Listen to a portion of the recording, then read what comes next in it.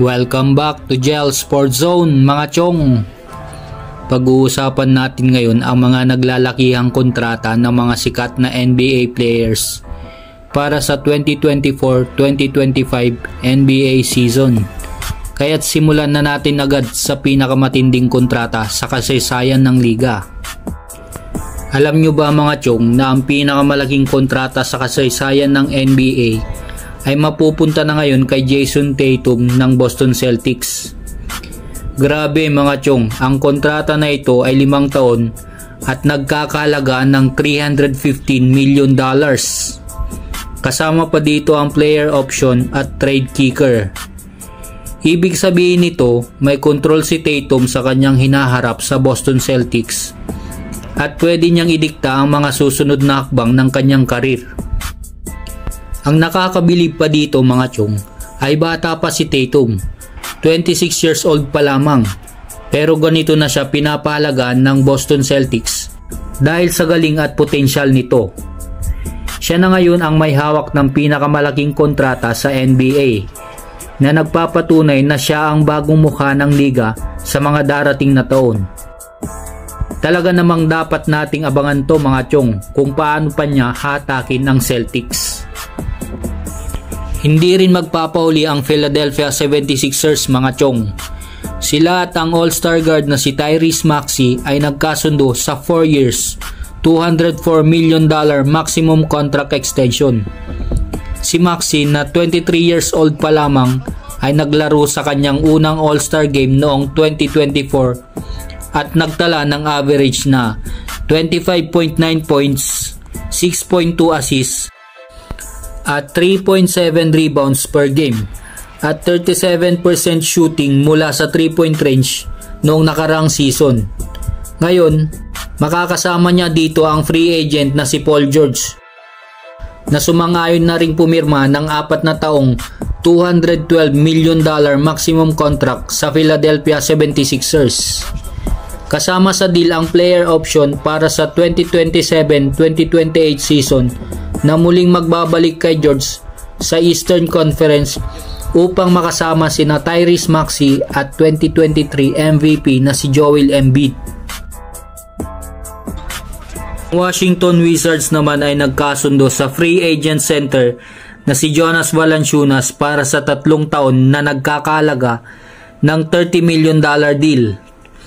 Ang 32 years old na si Valanciunas ay magdadala ng veteran presence at dagdag na depth sa center position ng Wizards, lalo na pagkatapos nilang i-draft ang French big man na si Alex Sarr bilang number 2 pick sa NBA draft nito lamang. Bukod dyan, si Tobias Harris, dating power at small forward ng Philadelphia 76ers, ay pumirma sa Detroit Pistons ng 2 taon na nagkakahalaga ng $52 million. Isang malaking balita rin mga chong, si Chris Paul ay pumirma na rin sa San Antonio Spurs ng 1-year $11 million deal. Tiyak na aabangan din natin to dahil makakasama niya dito si The Alien, Victor Wembanyama. Ang Utah Jazz All-Star forward naman na si Lauri Markkanen ay pumirma ng 5 taon na $238 million contract extension. Si Derek White ay pumirma rin ng 4 na taong extension na nagkakahalaga ng $125.9 million, na ibig sabihin ang defending champions na Boston Celtics ay magkakaroon ng lahat ng miyembro ng kanilang starting lineup na may kontrata hanggang sa 2025-2026 NBA season. At Klay Thompson, tuluyan nang nagpaalam sa Golden State Warriors dahil pumirma na siya ng 3 taong kontrata sa Dallas Mavericks na nagkakahalaga ng $50 million na may player option sa huling taon. Sa Los Angeles Lakers naman tayo mga chong. Si LeBron James ay pumirma na rin ng 2 taon na $104 million maximum contract para bumalik sa Los Angeles Lakers. Kasama rin sa deal ang player option at no trade clause.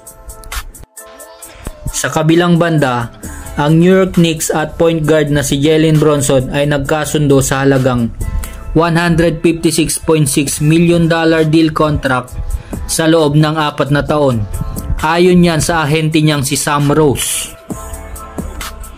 Sunod ang free agent na si Buddy Hield ay sasali sa Golden State Warriors sa pamamagitan ng isang sign and trade deal na garantisado para sa 2 taon na $21 million. Ayos to. Samantalang si Russell Westbrook ay nagpunta na ng Denver at pumirma na rin ng 2 taon na $6.8 million para sa Denver Nuggets. At sa panghuli natin mga chong, ang Sacramento Kings ay nakipagkasundo sa isang sign and trade deal para makuha si DeMar DeRozan para sa 3 years $74 million deal.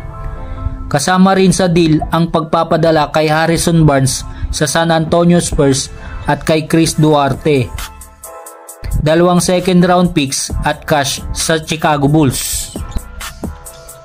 Ang daming nangyayari sa NBA ngayon mga chong, at tiyak na magiging exciting ang mga susunod na season.